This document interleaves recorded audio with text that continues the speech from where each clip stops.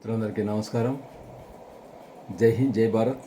అయితే సుప్రసిద్ధ షెహనాయ్ విద్వాంసుడు, భారతరత్న అయినటువంటి ఉస్తాద్ బిస్మిల్లా ఖాన్ గారు ఒకసారి అమెరికా వెళ్ళడం జరుగుతుంది.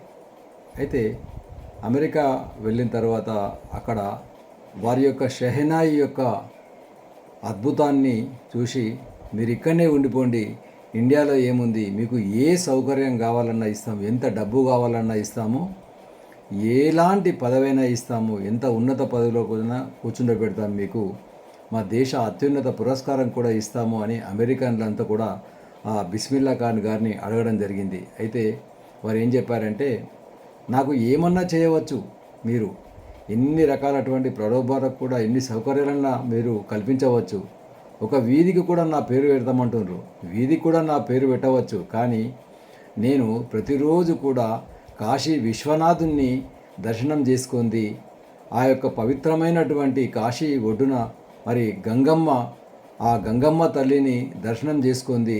అసలు నేను నా షెహనాయ్ అనేటువంటిది అది పలకనే పలకదు కదా. ముందు ఆ యొక్క పవిత్రమైన గంగానదిలో స్నానమాడి ఆ విశ్వనాథుని దర్శనం చేసుకున్న తర్వాతనే నా యొక్క షెహనాయ్ అనేటువంటిది పలుకుతుంది. అటువంటిది నా ప్రాణంలో ప్రాణమైనటువంటి షెహనాయ్ అనేటువంటిది నా గంగమ్మకు కాశీ విశ్వనాథుడికి అనుబంధం అనేటువంటిది అట్లా ఉంది.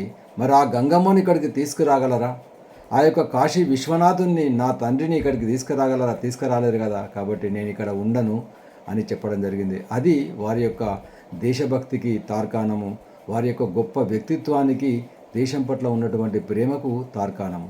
జై హింద్, జై భారత్.